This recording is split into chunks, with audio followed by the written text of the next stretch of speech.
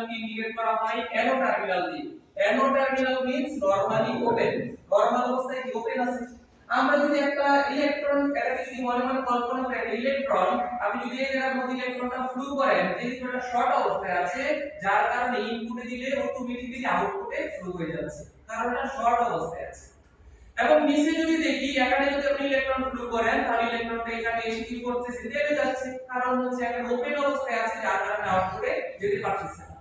এই যে পজিশনটা আছে এটা হচ্ছে একটা পুশ বাটন সুইচের নরমাল পজিশন।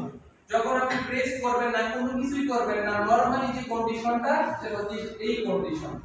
এই সুইচটার মধ্যে যখন আমরা পুশ করি, প্রেস করি, তখন এই সুইচের মধ্যে একটা ইন্টার চেঞ্জ হয়। কি রকম চেঞ্জ হয়? এনসি টার্মিনালটা তখন হয়ে যায় অ্যানো, আর অ্যানো টার্মিনালটা তখন হয়ে এনসি।